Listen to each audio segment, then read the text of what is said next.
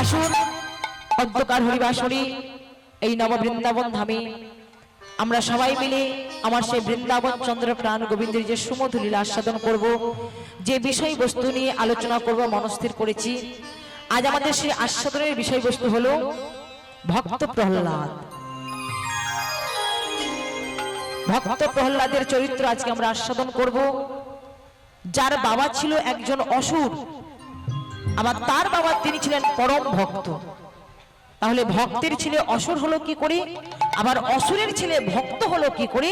এটাই হচ্ছে আজকে আমাদের আস্বাদনের বিষয়বস্তু, এটাই হচ্ছে আজকে আমাদের ভজনের বিষয়বস্তু।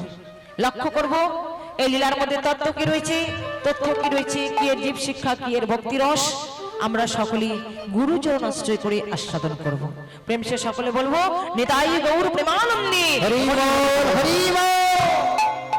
তবে লীলার প্রারম্ভে আমরা সংক্ষিপ্ত আকারে গৌর হরির ভাব দর্শন করি, তারপরে বিষয়বস্তুতে প্রবেশ করব। হরিনাম সংকীর্তন পিতা শ্রী চৈতন্য, সংকীর্তন যজ্ঞে যেই ভজে সেই হয় ধন্য। কত সুন্দর ভাবে বলা হয়েছে মায়ের, সংকীর্তন যজ্ঞে যেই ভজে সেই হয় ধন্য। তো আজকে যখন আমরা আমাদের সংসারের অমূল্য সময় নষ্ট করি, এই সংকীর্তন রূপে যজ্ঞে এসেছি, তাই আসুন আমাদের জীবন জনম ধন্য করবার জন্য, জীবন জনম সফল করবার জন্য বসে থাকবো হরিবাসরে। দেহটা সবারই হরিবাসরে থাকবে, কিন্তু মনটাকে নিয়ে যাবো শ্রীধাম নবদ্বীপে। আর সেখানে গিয়ে সংক্ষিপ্ত আকারে গৌর হরির ভাব দর্শন করে তারপরে আমরা বিষয়বস্তুতে প্রবেশ করব। প্রেমসে আবারও বলবো নিতাই গৌর প্রেমানন্দে হরি বল হরি বল হরি বল। শ্রীধাম নবদ্বীপ, জয় শচী নন্দন জয় গৌর হরি, বিষ্ণু প্রিয়ার প্রাণনাথ নদিয়া বিহারী। সেই নদিয়া বিহারী, নবদ্বীপ বিহারী, যিনি নদিয়া নাগরীর মুকুটমালা, প্রিয় গদাধরীর পরাণ বধুয়া, আবার যিনি শিবাস অঙ্গনে কীর্তন বিনোদিয়া। শুধু তাই নয়, নরহরি চিতচোরা সার্বভৌমের চৈতন্য দাতা, হরিদাসের কৃপাকারী, জগাই মাধায়ের উদ্ধারকারী, সেই রসরাজ ভাবাবৃতা, প্রেমের পারাবার, প্রেমের পূর্ণতম অবতার, আমাদের এই কলিযুগের আরাধ্য দেবতা, আরাধ্য ভগবান শচী মায়ের কোল আলো করে তিনি অবতীর্ণ। হরি বল হরি বল। শচী মায়ের আনন্দ মুখর আঙিনায় গৌরাঙ্গ ভগবান কৃপা করে মাটির পৃথিবীতে নেমে এসেছে। শচী গর্ভ সিন্ধু মাঝে গৌর চাঁদের প্রকাশ, পাপ তাপ যত দূর হয় তিমির অবিনাশ। তাই সেই পাপ তাপকে দূরীভূত করবার জন্য চৈতন্য চাঁদের উদয় হয়েছে, চৈতন্য চাঁদের প্রকাশ হয়েছে। আর সেই চৈতন্য চাঁদকে চিনিয়ে দিলেন কে? আমার অসাধারণ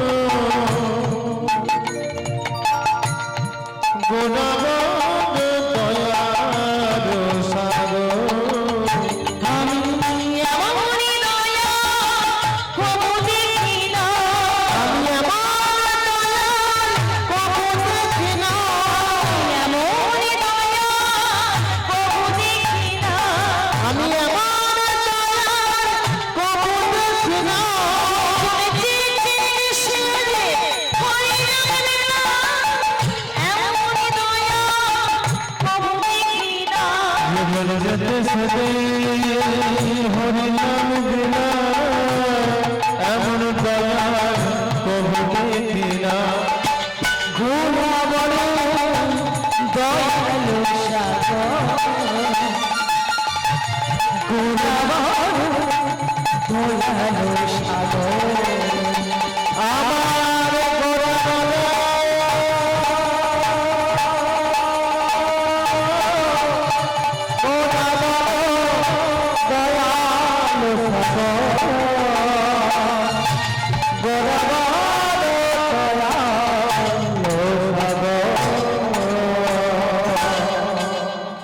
গৌরাঙ্গ মহাপ্রভুকে বলা হচ্ছে দয়াল সাগর, কারণ অযাচিত ভাবে তিনি প্রেম দান করে দিয়েছেন, কাউকে তিনি বাকি রাখলেন না।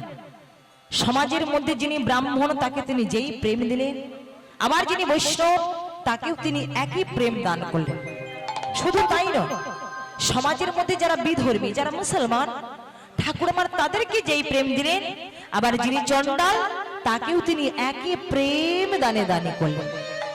ওই যে উঁচু নিচু যাহা ছিল প্রেম বন্যায় ভাসাইল গোরা বড় দয়ালু হরিবল হরিবল। সেই দয়াল সাগর গৌরাঙ্গ মহাপ্রভু যখন ঝাড়খণ্ডের উপর দিয়ে দাক্ষিণাতে প্রবেশ করেছে, ওখানকার ছোট্ট ঘটনা মায়েরা খুব মন দিয়ে শুনে। কেমন দয়াল ঠাকুর তিনি দেখুন। ওখানকার একজন সংসারী মানুষ সাধু বাবার কাছে দীক্ষা নিয়েছিলেন, গুরুদেবের কাছে দীক্ষা নিয়েছে। এবার গুরুদেব তাকে আদেশ করেছে, দেখো বাবা তুমি তো সংসারী মানুষ, সংসারের সকল কর্ম তোমায় করতে হবে, কিন্তু কর্মের মাঝখানে আসল যে ধর্ম সেটাও কিন্তু তোমাকে বেছে নিতে হবে। কি করবে না, প্রতিদিন স্নান করে এসে তুমি এক অধ্যায় করে গীতা পাঠ করবে। লক্ষ্য করুন মায়েরা, গুরুদেব শিষ্যকে আদেশ করেছে যে প্রতিদিন স্নান করে এসে এক অধ্যায় করে তুমি গীতা পাঠ করবে। এবার যে শিষ্যকে আদেশ করা হলো সে শিষ্য কিন্তু লেখাপড়া জানে না, তার অক্ষর জ্ঞান নেই। এবার বলুন মায়েরা, যে ব্যক্তি লেখাপড়া জানে না, যার অক্ষর জ্ঞান নেই, সে কখনো গীতা পড়তে পারবে গো? কি বাবা আপনারা কি বলেন, গীতা পড়তে পারবে? কখনোই সম্ভব না, একটা কঠিন ব্যাপার হয়ে দাঁড়িয়েছে। কিন্তু গুরুদেবের আদেশ তো অমান্য করা যায় না, অপরাধ হয়ে যাবে। তাই ভদ্রলোক করেছে কি না, অনেক বুদ্ধি খরচ করে একটা উপায় বের করেছে। দেখুন পড়তে তো জানে না, তাই প্রতিদিন স্নান করে এসে ওই গীতাটা হাতে নিয়েই বসে থাকে। একদিন, দুদিন, 3 দিন, 4 দিন একইভাবে বসতে বসতে বসতে বসতে ওই যে গীতার উপরের পাতাতে ছবি দেওয়া আছে না মায়েরা, আপনারা লক্ষ্য করেছেন কখনো গীতার উপরের পাতাতে কি ছবি দেওয়া আছে বলুন? যেখানে ভগবান শ্রীকৃষ্ণচন্দ্র হলেন রথের সারথি আর অর্জুন তার উপরে বসে রয়েছে। ওই ছবিটার দিকে এক দৃষ্টিতে তাকিয়ে থাকে, ছবিটার দিকে এক দৃষ্টিতে তাকিয়ে থাকে। এভাবে তাকাতে তাকাতে তাকাতে তাকাতে এক সময় নয়ন থেকে জল গড়িয়ে টপ টপ করে ওই ছবিটা,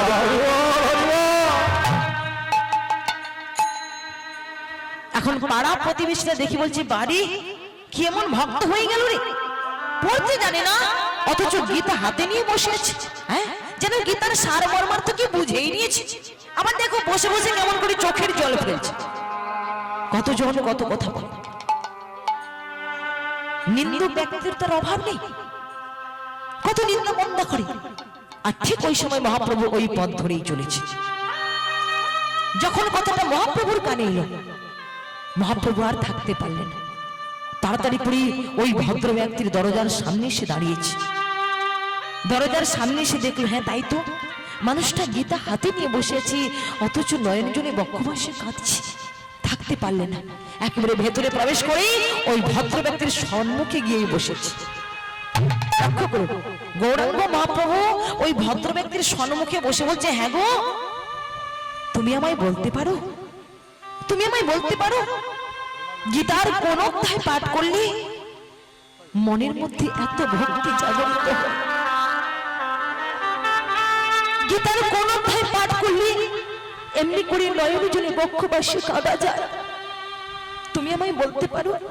জানো, আমি জীবনে বহুবার গীতা পাঠ করেছি, আমি বহুবার গীতা অধ্যয়ন করেছি,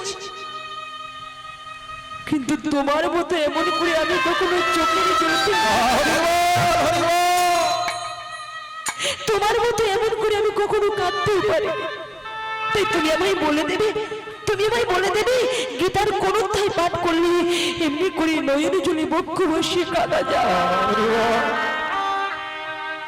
সংসারী মানুষটা আর থাকতে পারলো না, বলে ওগো সন্ন্যাসী ঠাকুর, ওগো সন্ন্যাসী ঠাকুর, আমি তোমায় জানি না, আমি তোমায় চিনি না, কিন্তু তুমি কি ভেবেছো আমি গীতা পাঠ করে কাঁদছি?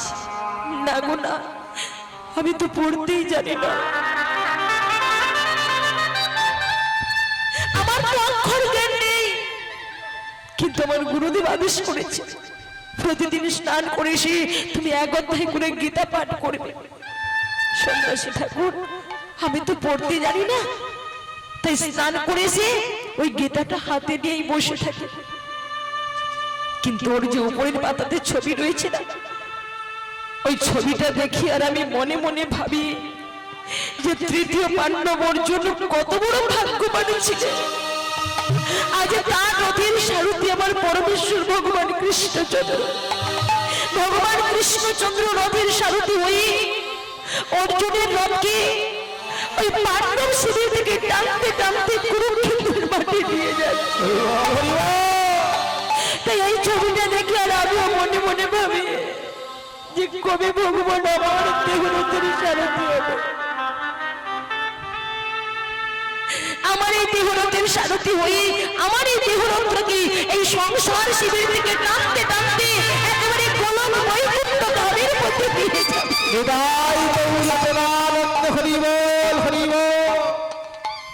ভগবান আর থাকতে পারলেন, সঙ্গে সঙ্গে ওই মানুষটাকে বুকের মধ্যে জড়িয়ে ধরেছে। ওগো, আজ আমি ধন্য হয়ে গেলাম, হ্যাঁ হ্যাঁ আমি ধন্য হয়ে গেলাম। এ জগতে গীতা পাঠ করে কে কি পেয়েছে আমি জানি না, কিন্তু আমার চোখে একমাত্র তুমি হলে সর্বশ্রেষ্ঠ গীতা পাঠ। তুমি হয়তো লেখাপড়া জানো না, তোমার হয়তো অক্ষর জ্ঞান নেই, কিন্তু গীতার সার মর্মার্থ কি সেটা যে তুমি বুঝে নিয়েছো। তাই তোমার মতো করে যদি সবাই বুঝতে পারতো, তোমার মতো করে যদি সবাই জানতে পারতো, সবাই অনুভব করতে পারতো, তাহলে সংসারে এত দুঃখ, এত অভাব, এত কষ্ট, এত জ্বালা যন্ত্রণা কিছুই থাকতো না। এই সংসার, এই সমাজ একদিন প্রেমময় হয়ে যেত। কিন্তু মায়েরা লক্ষ্য করো, আমরা সেই মায়াবদ্ধ জীব, আমরা সেই সংসারী মানুষ, সারা জীবন সংসারের জন্যই খেটে মরলাম, সারা জীবন শুধু আমার আমার করে গেলাম। আমার বাড়ি, আমার গাড়ি, আমার বিষয়, আমার সম্পত্তি, এই আমার আমার করতে গিয়ে সংসার মাঝে যে আমার একটা আসল পরিচয় রয়েছে, আমার একটা যে সত্যিকারের পরিচয় রয়েছে, সেটাই তো আমি ভুলে গেছি। আমার আসল পরিচয় কি না, আমার আসল পরিচয় হলো জীব নিত্য কৃষ্ণ দাস, জীব নিত্য ভগবানের দাস। এটাই তো আমরা ভুলে গেছি। এটা ভুলে গিয়ে এই মায়ার সংসারকে ভাবছি সত্য, অথচ পরমেশ্বর ভগবান কৃষ্ণচন্দ্র তাকেই ভাবছি মিথ্যে। তাই তত্ত্বদর্শী মহাজন কত সুন্দর ভাবে তুলে ধরলেন, ও তুই হয়ে রইলি সংসারী, ভুলে গেলি সংসারী, হয়ে রইলি সংসারী, ভুলে গেলি কংসারী। ও মা, কংসারী মানে কে গো জানেন আপনারা? হরে কৃষ্ণ বাবা, আমরা কাকে কংসারী বলি? যিনি কংসকে বধ করেছে, কি তাই তো? এবার বলুন, কংসকে কে বধ করেছে? ভগবান শ্রীকৃষ্ণচন্দ্র। ভগবান শ্রীকৃষ্ণচন্দ্র কংসকে বধ করে ভগবানের আরেক নাম হয়েছিল কংসারী। তার তত্ত্বদর্শী মহাজন কত সুন্দর ভাবে তুলে ধরলেন, ও তুই হয়ে রইলি সংসারী, ভুলে গেলি কংসারী, মনে ভাবই ভুবনা, মনে ভাবই ভুবনা, ছেড়ে যাব না, মনে মনে পেলে তুমি কত যন্ত্রণা, মনে মনে পেলে তুমি কত যন্ত্রণা হয়ে রইলি সংসারী, ভুলে গেলি সংসারী, হয়ে রইলি সংসারী, ভুলে গেলি সংসারী। মনে ভাবো এ ভুবনার, মনে ভাবো এ ভুবনার, ছেড়ে যাব না। মনে মনে পেলে তুমি কত যন্ত্রণা, মনে মনে পেলে তুমি কত যন্ত্রণা। মনে মনে পেলে তুমি কত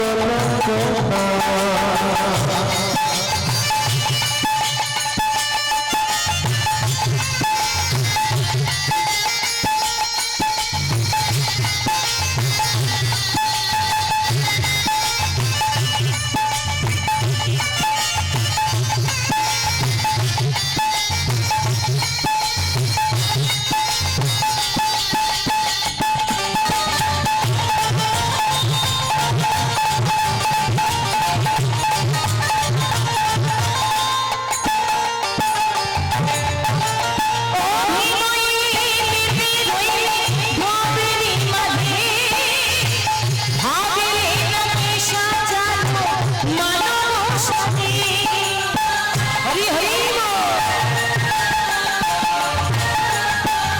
মনে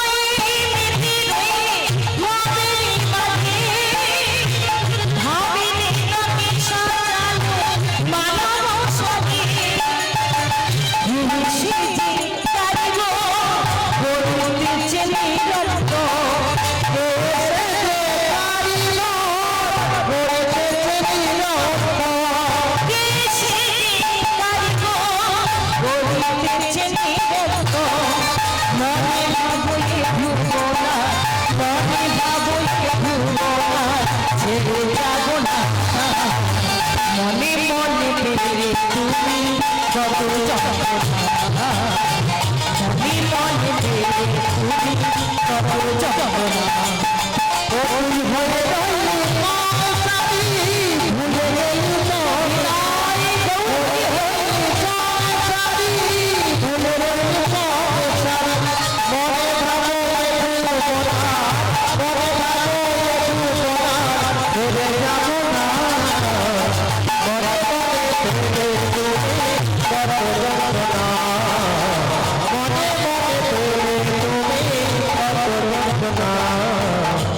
মনে মনে মনে মনে মনে পেলে তুমি কত যন্ত্রণা।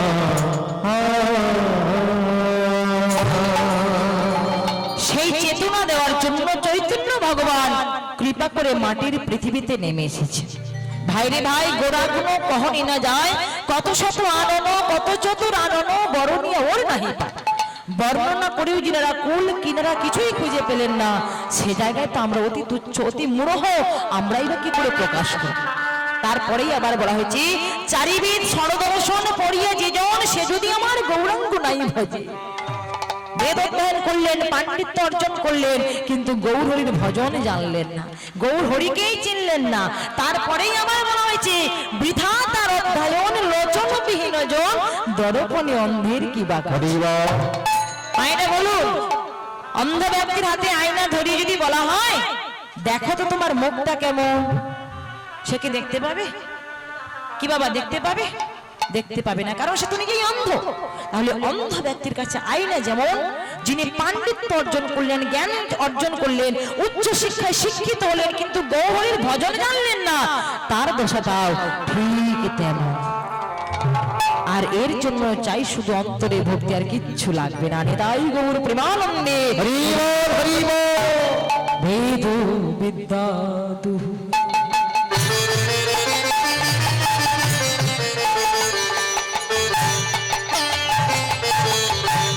কিছু নাহি জানে, সে যদি আমার গৌরাঙ্গ করে সারা, সে যদি আমার গৌরাঙ্গ করে সারা। বেদ বিদ্যা দুহু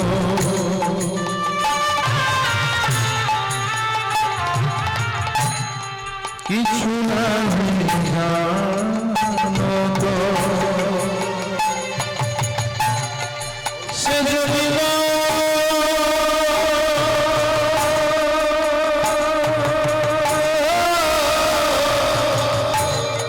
সে যদি গো রঙ্গ করে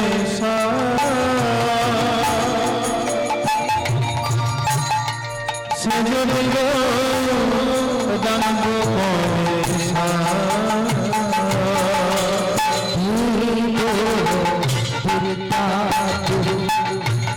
কিছু নাহি জানে সে যদি গৌরাঙ্গ করে সে যদি গৌরাঙ্গ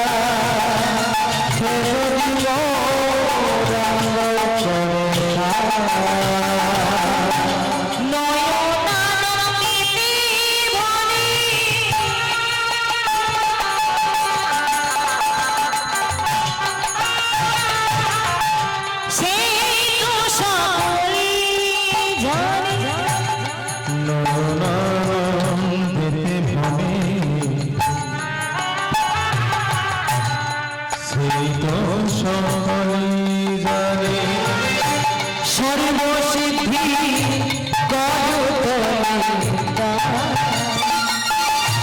সর্বসিদ্ধি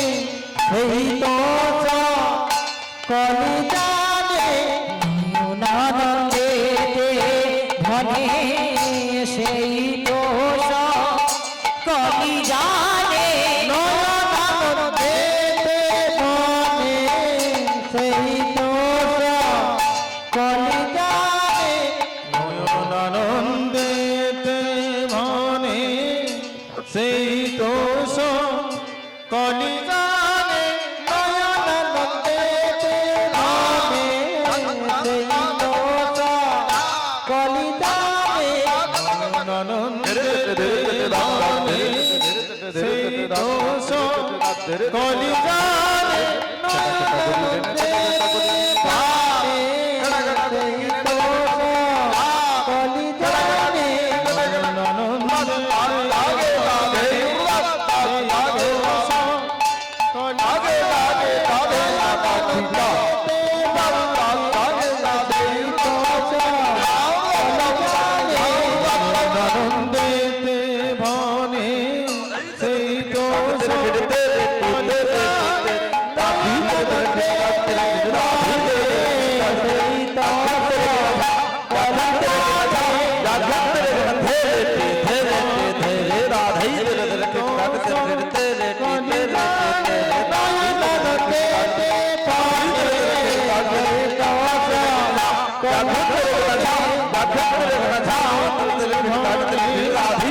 দোষ কলি জানে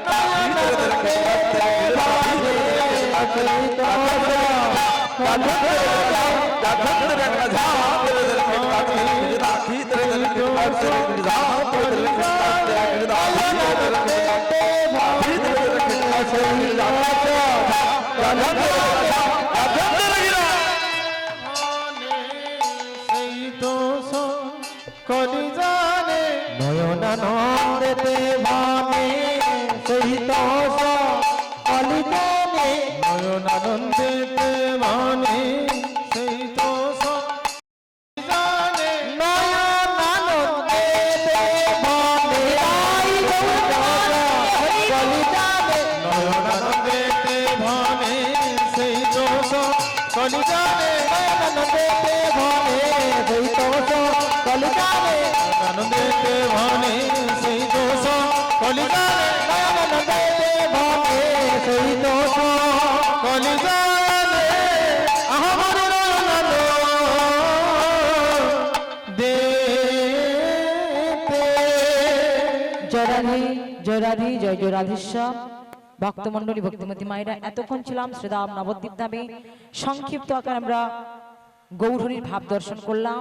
এবার চলুন সবাই মিলে সেই সুমধুলির আস্বাদন করব ভক্ত প্রহ্লাদ, যার বাবা ছিলেন একজন অসুর। বাবার নাম কি ছিল মায়েরা জানেন আপনারা? প্রহ্লাদের বাবার নাম কি ছিল? হিরণ্যকশিপু, একজন অসুর। আবার তার বাবা তিনি ছিলেন পরম ভক্ত। তাহলে ভক্তের ছেলে অসুর হলো কি করে? অসুরের ছেলে আবার ভক্ত হয় কি করে? এটাই হচ্ছে আজকে আমাদের আস্বাদনের বিষয়বস্তু। এই পবিত্র ভক্তের কথা আজকে আমরা আস্বাদন করব, ভক্ত প্রহ্লাদ। এই ভক্ত প্রহ্লাদের কথা জানতে হলে আজকে আমরা সরাসরি চলে যাব গোলক বৈকুণ্ঠ ধামে। লীলাটা আজকে আমরা এখান থেকে শুরু করব, খুব মন দিয়ে শুনবেন মায়েরা। যে গোলক বৈকুণ্ঠ ধামে ভগবান বিষ্ণু অনন্ত শয্যার উপর শায়িত রয়েছে, সাপের বিছানার উপরে তিনি শয়ন করে রয়েছে, আর লক্ষ্মী দেবী চরণ সেবা করছে। এবার দরজার সামনে দুজন দাঁড়িয়ে পাহারা দিচ্ছে, প্রভুর বিশ্রামে যাতে ব্যাঘাত না ঘটে, তাই দুজন দাঁড়িয়ে পাহারা দিচ্ছে।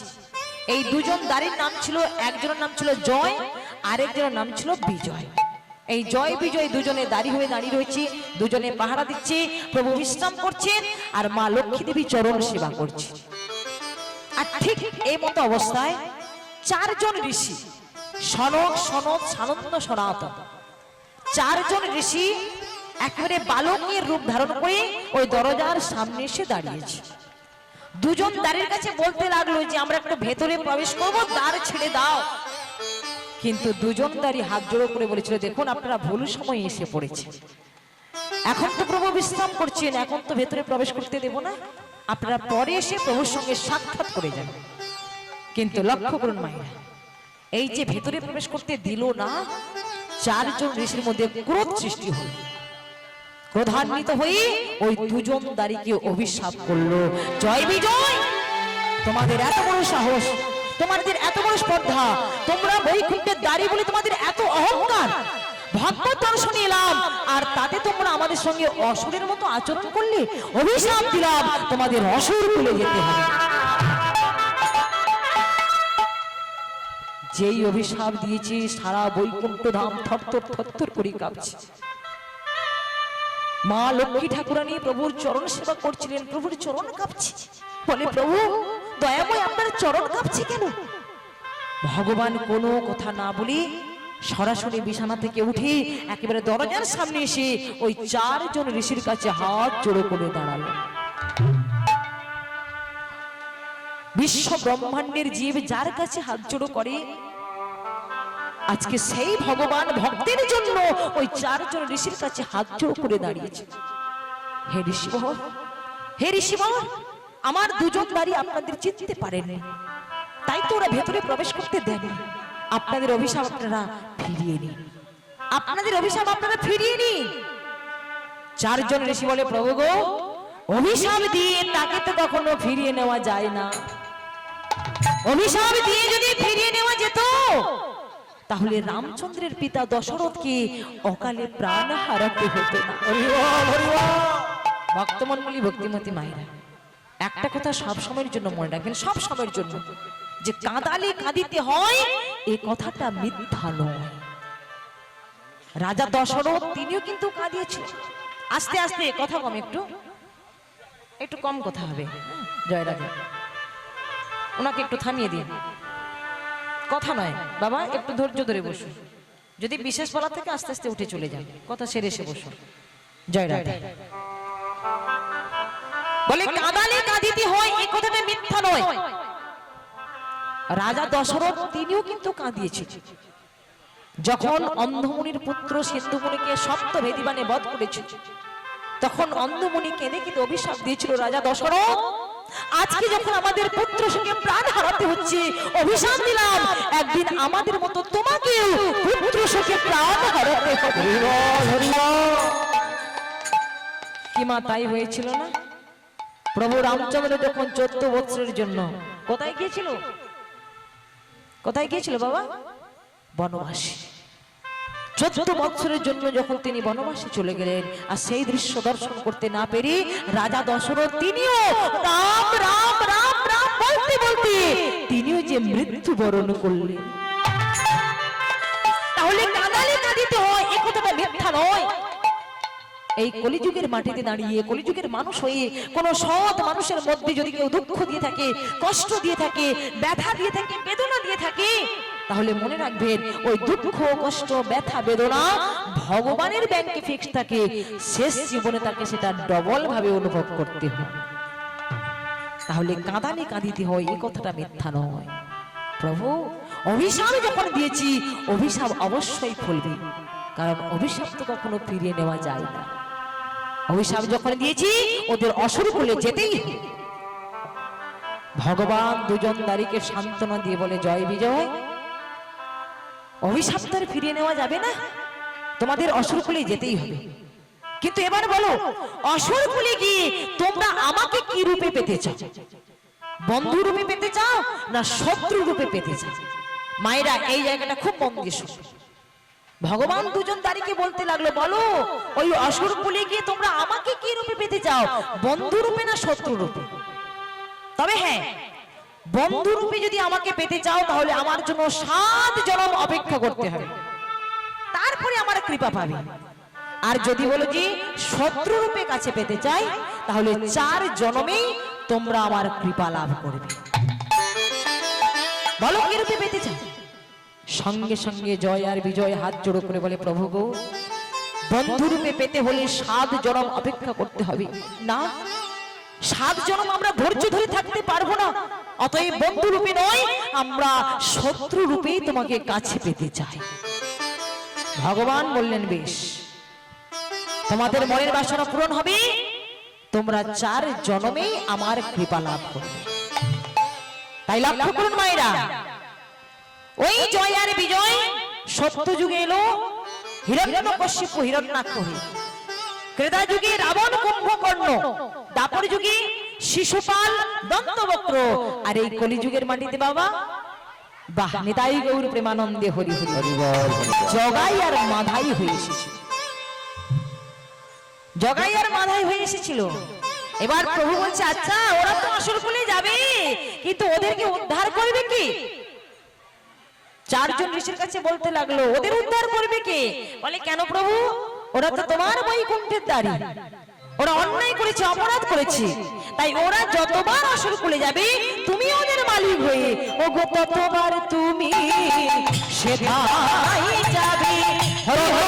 তুমি সেথায় যাবে, ততবার তুমি সেথায় যাবে। ততবার তুমি সেথায় যাবে। ওরা যতবার যাবে ততবার তুমি সেথায় যাবে। ওরা ততবার তুমি সেথায় যাবে। প্রভু গো, ওরা যতবার আসর কুলে যাবে তুমি ওদের মালিক হয়ে ততবার কৃপা করবার জন্য যাবে।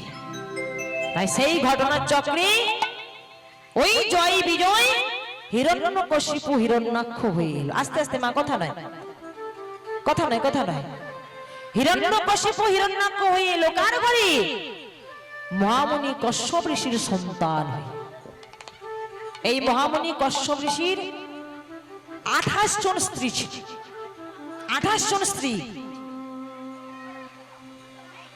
অদিতি, দিতি, অরিষ্টা, কাষ্টা, ক্রোধমশা, ইরা, তাম্রা, তিরি, দনু, মণি, সুরক্ষা, সুরভি, শরমা, কালকা, কপিলা, কদ্রু, ক্রোধা, দনায়ুত, বিশ্বা, বিনতা, প্রাধা, কাশা, খসা, অনলা, অলকা, সিন্নিকা, পুলমা, ইরা।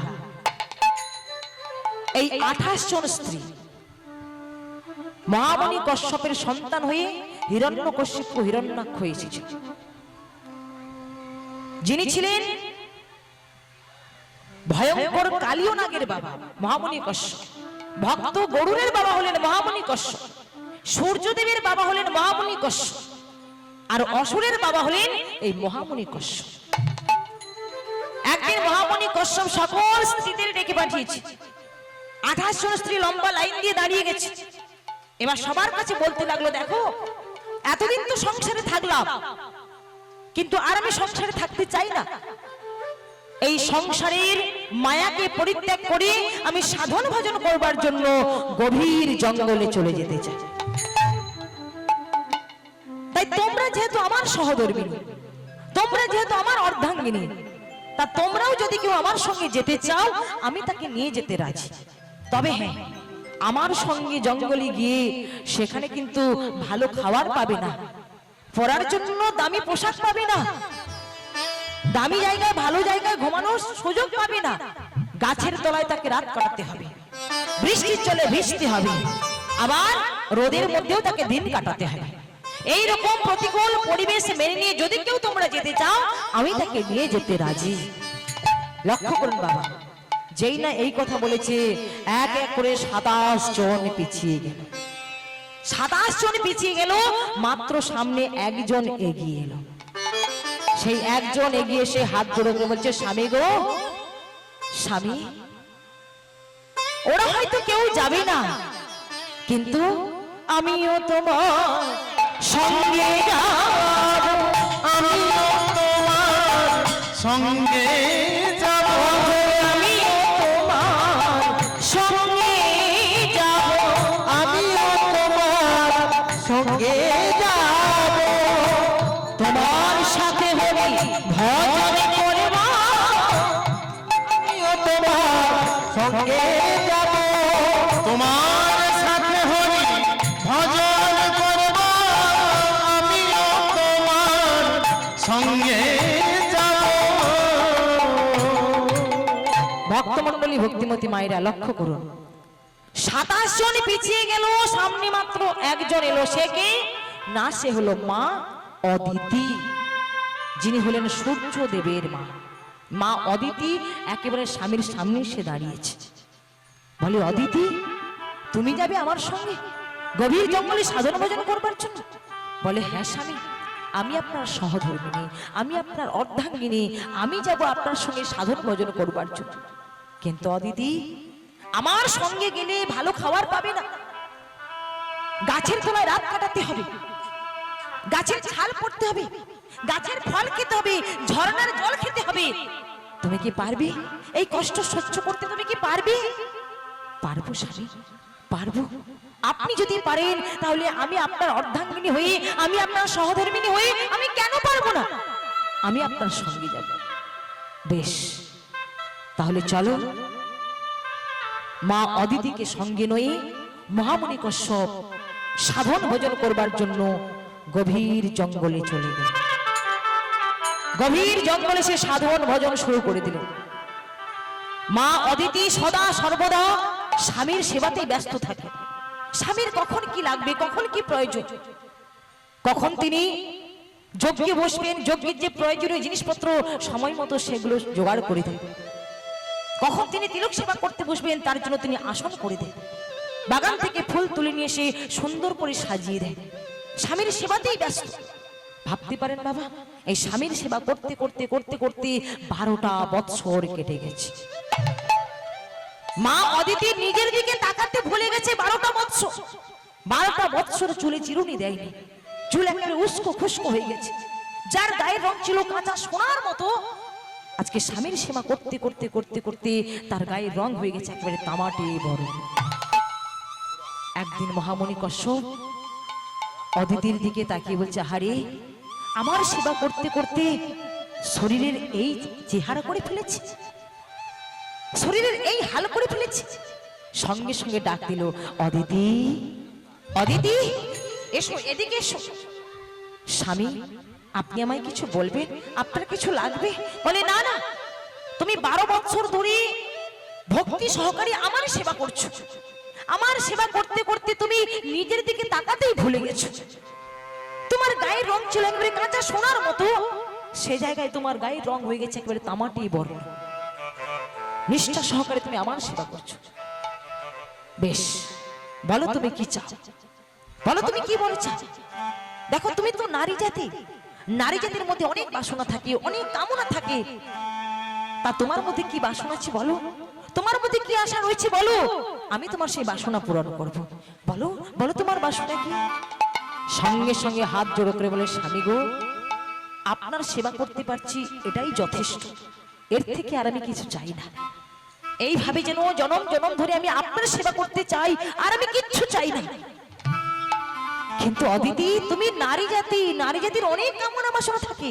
বলো, তোমার কি কিছু বাসনা আছে? বলে, না স্বামী, আমার কোনো কিছু বাসনা নেই, আমার কিচ্ছু লাগবে না।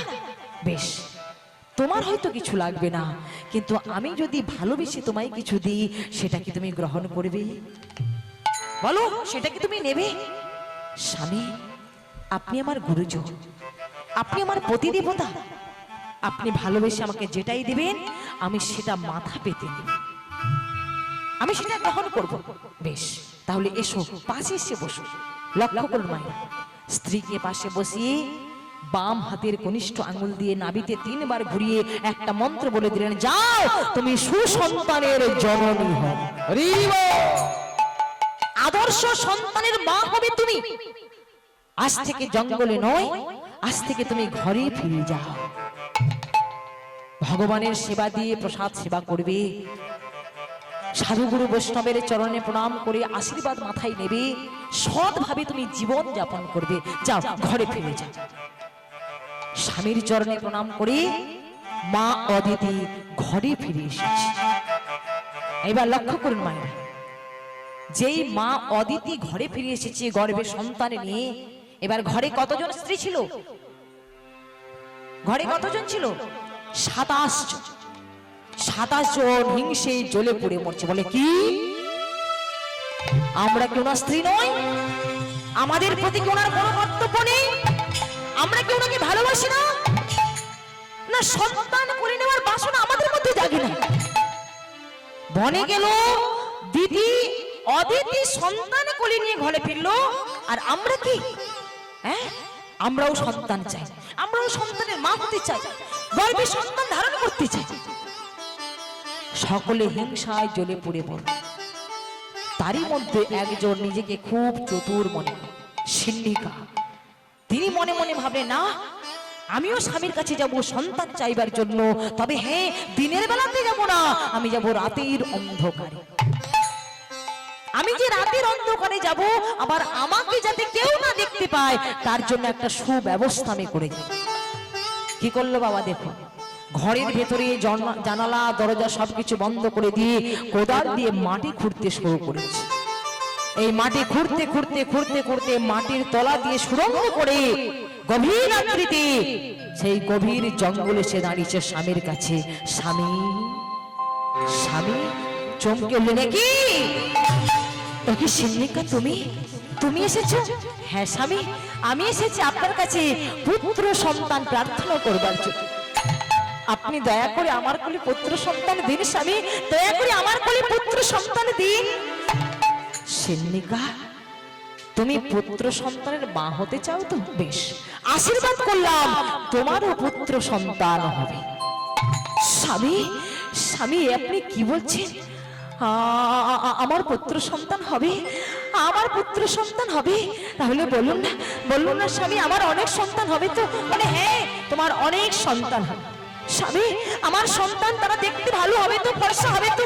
বলে হ্যাঁ, ফর্সাও হবে আর কালো হবে। তাহলে স্বামী আপনি বলুন না, আমার সন্তান তারা বুদ্ধিমান হবে তো? বলে বুদ্ধিমান হবে না, মা যেমন বুদ্ধিমতী তেমনি সন্তানও হবে বুদ্ধিমান। তুমি যেমন রাতের অন্ধকারে ঘরের ভেতরে দরজা জানালা বন্ধ করে ওই কোদাল দিয়ে মাটি খুঁড়তে খুঁড়তে মাটির তলা দিয়ে সুড়ঙ্গ করে আমার কাছে এসেছো, তেমনি তোমার সন্তানেরা ওই মাটির তলা দিয়ে চলাফেরা করবে বেশি। অর্থাৎ পৃথিবীতে যত যত ইঁদুর রয়েছে সমস্ত ইঁদুরের মা হবে তুমি। তাহলে চিন্তা করুন বাবা, বাবা হলেন মহামুনি কশ্যপ, তারও সন্তান কিন্তু ইঁদুর, তাই না? আর মা হলো সিন্নিকা দেবী। এমনি করে একে একে যখন সকলে গর্ভে সন্তান পেল, আরেকজন হিংসায় জ্বলে পুড়ে মরল। সে কে না, সে হলো মা দিতি। বলে আমি কি ওনার স্ত্রী নই? আমার প্রতি কি ওনার কোনো কর্তব্য নেই? না আমি ওনাকে ভালোবাসি না? একে একে করে সকলে কোলে সন্তান পেল, আর আমি সন্তান থেকে বঞ্চিত থাকবো না, এ হতে পারে না। আমি এক্ষুনি যাব, এক্ষুনি গিয়ে স্বামীর কাছ থেকে পুত্র সন্তান আমি বাসনা করে আসি। তাই মা দিতি কাল সন্ধ্যেবেলায় ছুটতে ছুটতে চলল গভীর জঙ্গলে পুত্র সন্তান প্রার্থনা করবার জন্য। আর এদিকে কাল সন্ধ্যেবেলায় মহামুনি কশ্যপ সেই গভীর জঙ্গলে বসে বসে আপন মনে সাধন ভজন করছে। শ্রীকৃষ্ণ গোবিন্দ হরে মুরারি, হে নাথ নারায়ণ বাসুদেব। শ্রীকৃষ্ণ গোবিন্দ হরে মুরারি, হে নাথ নারায়ণ বাসুদেব। কৃষ্ণ গোবিন্দ হরে মুরারি, হে নাথ নারায়ণ বাসুদেব। শ্রীকৃষ্ণ গোবিন্দ হরে মুরারি, হে নাথ নারায়ণ বাসুদেব। একমাত্র স্বামী সখা আমারি, একমাত্র স্বামী সখা আমারি, হে নাথ নারায়ণ বাসুদেব। শ্রীকৃষ্ণ গোবিন্দ হরে মুরারি, হে নাথ নারায়ণ বাসুদেব। শ্রীকৃষ্ণ গোবিন্দ হরে মুরারি, হে নাথ নারায়ণ বাসুদেব। হে নাথ নারায়ণ বাসুদেব, হে নাথ নারায়ণ বাসুদেব। বন্ধ করুন আপনার সাধন ভোজন। চমকে উঠলেন মহামুনি কশ্যপ, কি দিদি তুমি এসেছো কাল সন্ধ্যেবেলা? হ্যাঁ আমি এসেছি, আমি এসেছি আপনার কাছে। নয় আমার প্রতি কি আপনার কোনো কর্তব্য নেই? দিদি তুমি কি বলতে চাইছো? কি বলতে চাইছো আপনি বুঝতে পারছেন না? হ্যাঁ আপনি বুঝতে পারছেন না? কি বলছো ভালো করে বলো। স্বামী এই মুহূর্তে আমাকেও সন্তান দিতে হবে। যেই এই কথা বলেছে মহামণি কশ্যপ সঙ্গে সঙ্গে কানের মধ্যে আঙুল চাপা দিচ্ছে, শ্রী বিষ্ণু শ্রী বিষ্ণু শ্রী বিষ্ণু শ্রী বিষ্ণু।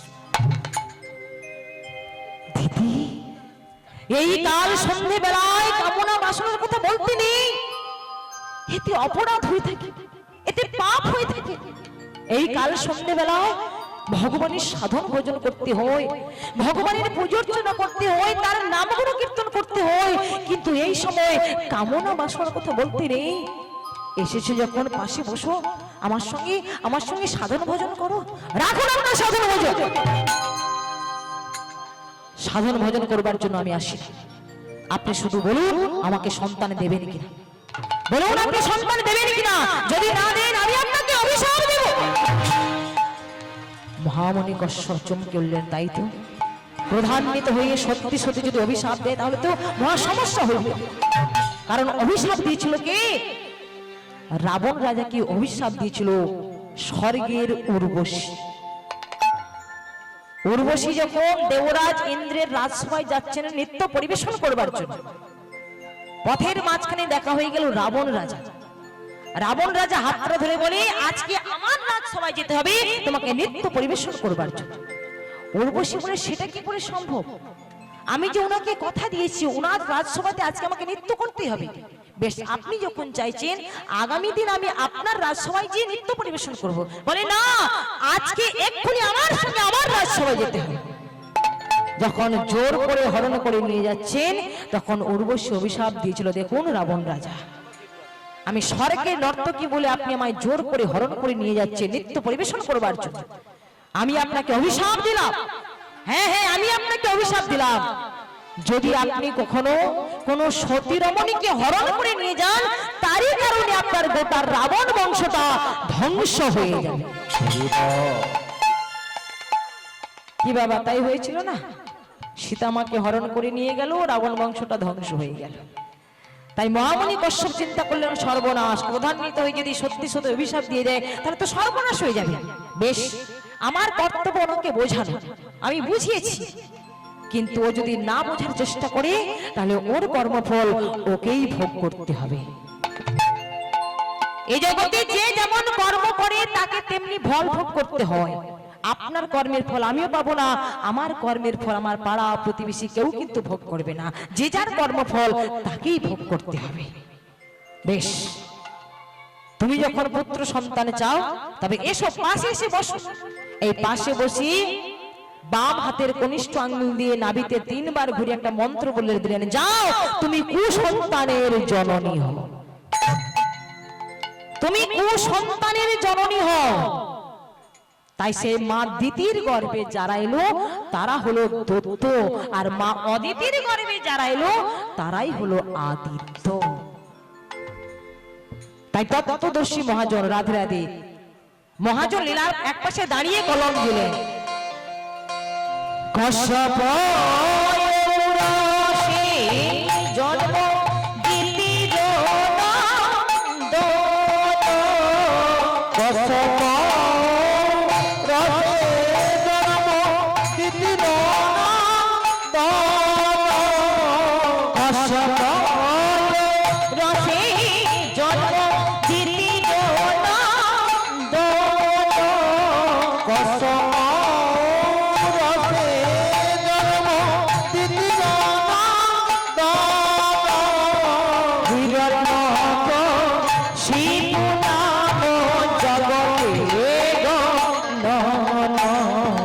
জগতে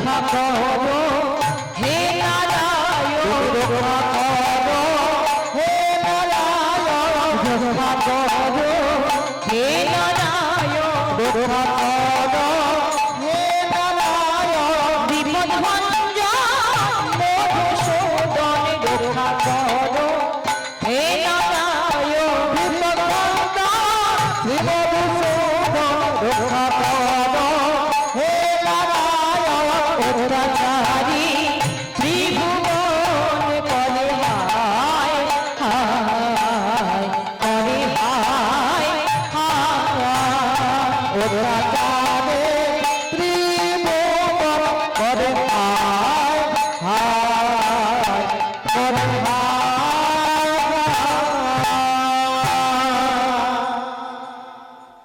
কশ্যপ ঔরসী জন্ম দিতির নন্দন। মা দিতির গর্ভে একসঙ্গে দুটো সন্তান জন্ম নিল।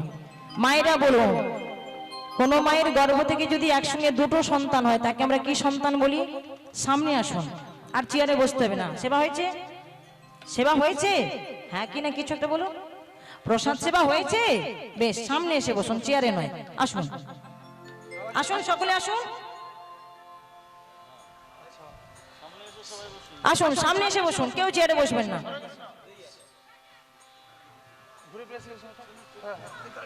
কি হলো মায়েরা, আপনাদেরকে এবার আলাদা করে বলতে হবে।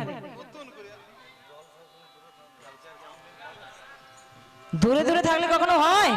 কাছে সে মায়া বাড়াতে হয়। আসুন, সামনে আসুন।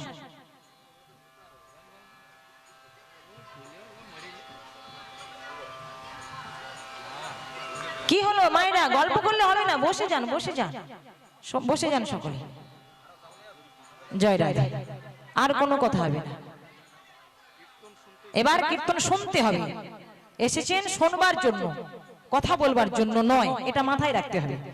হ্যাঁ, যদি বিশেষ কিছু বলার থাকে আস্তে আস্তে করে উঠে চলে যাবেন, পাশে গিয়ে কথা সেরে এসে হরিবাসরে বসবেন, কিন্তু হরিবাসরে বসে কথা বলবেন না, অপরাধ হয়ে যাবে, জানবেন মায়েরা। দূরে বসে কখনো হরিনামের ভাব তত্ত্ব অনুধাবন করা যায় না, কখনোই অনুধাবন করা যায় না। অনেকে হয়তো ভাবছে রাত্রি হয়েছে, প্রসাদ সেবা করে বাড়ি চলে যায়, হয়তো মাইকে হচ্ছে, বিছানাতে শুয়ে শুয়ে কীর্তন গান শুনে নেব। আবার আপনারা হয়তো ভাবছেন না, আত্মীয় বাড়িতে এসেছি, লীলাটা শেষ করি তারপরে উঠে যাব, তারপরে উঠে গিয়ে ঘুমাবো, অনেকে ভাবছে। মনে রাখবেন যে বাড়িতে বিছানাতে শুয়েছে শুনবে, সেও শুনবে, আর যারা হরিবাসরে বসে কষ্ট করে শুনবে তারাও কিন্তু শুনবে। তাহলে বলুন, দুজনের শোনা কি কখনো এক হবে? দুজনের শোনা কখনো এক হবে না, দুজনের শোনা দুরকমই হয়। আচ্ছা মায়েরা, আপনার টিভির গঙ্গা কখনো দেখেছেন? টিভিতে গঙ্গা দেখেছেন কখনো? যখন ওই সিরিয়াল হয়, সিনেমা হয়, দেখেন না মাঝে মাঝে গঙ্গা দেখা যায়, নায়ক গিয়ে স্নান করছে, কি দেখেন তো? হ্যাঁ কি না কিছু একটা বলুন। হ্যাঁ, সকলেই আমরা দেখি।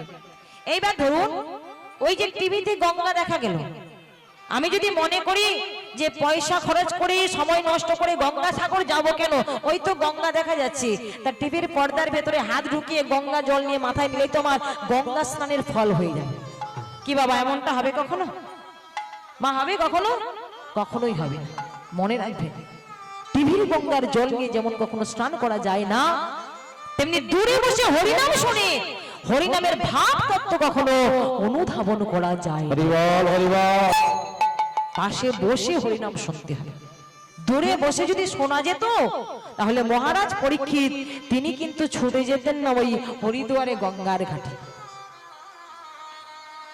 তিনি কিন্তু ছুটে যেতেন না হরিদ্বারে গঙ্গার ঘাটে। যার ব্রহ্ম সাপ হয়েছিল, ব্রাহ্মণের ছেলে যাকে অভিশাপ দিয়েছিল, ওই যে শ্রমিক মুনির গলায় মৃত সর্প দেওয়ার অপরাধী, তার ছেলে সিংহী অভিশাপ দিয়েছিল যে আমার বাবার গলায় মৃত সর্প ঝুলিয়ে দিয়েছে, অভিশাপ দিলাম 7 দিন পরে তার তক্ষক দংশনে মৃত্যু হয়ে যাবে। তবে মনে রাখবেন মায়েরা, সেদিন মহারাজ পরীক্ষিত মৃত্যুকে ভয় পাননি, মৃত্যুকে ভয় ছিল না, তিনি ভয় পেয়েছিলেন একটাই কারণে, যে কি করে মুক্তি পাবে, এই ব্রহ্ম সাপ থেকে কিভাবে মুক্তি পাবে, এটাই ছিল ভয়। পথে যাকেই দেখেছিল তার কাছে জানতে চেয়েছিল যে তোমরা বলো আমি কি করব, আমার কি করা উচিত। ব্রহ্ম সাপ হয়েছে আবার পরমাই মাত্র 7টা দিন, তাহলে 7টা দিন আমি কি করব? সেদিন এক একজন এক এক রকম বিধান দিয়েছে যে মহারাজ আপনি যজ্ঞ করুন, আপনি ধ্যান করুন, আপনি তপস্যা করুন। কিন্তু কোনো কিছুতেই মহারাজ পরীক্ষিতের মন বিদীর্ণ হচ্ছে না। আর ঠিক এমতো অবস্থায় দেবর্ষি নারদ এসে সেদিন সুপরামর্শ দিয়েছে। মনে রাখবেন মায়ের একটা কথা, আমাদেরও জীবনে চলার পথে বলার পথে অনেক বাধা আসে, অনেক বিপদ আসে। কি হলো মা, কীর্তন শোনা হয়ে গেল? ওঠে চলে যাচ্ছেন যে? হয়ে গেল কীর্তন শোনা? যাক, ঘুমিয়ে পড়বেন, চলে যান। জয় রাধে। ভীষণ চঞ্চল, এত চঞ্চল মন নিয়ে হরিবাসরে বসে হরিনাম শোনা যায়? যায়। জয় রাধে। যে জায়গায় ছিলাম মায়েরা, জীবনে চলার পথে বলার পথে আমাদের অনেক বাধা আসে, অনেক বিপদও আসে, কিন্তু মনে রাখবেন পরামর্শ দাতা যদি কারো সঠিক হয় তবে সে জীবনের লক্ষ্যে পৌঁছতে পারবে। পরামর্শ দাতা যদি সঠিক হয়, কুরুক্ষেত্রের মাটিতে দুটো পক্ষ ছিল, এক ছিল পঞ্চ পাণ্ডবের পক্ষ, অপরদিকে দুর্যোধনের শতভাই তাদের একটা পক্ষ ছিল, দুটো দল ছিল।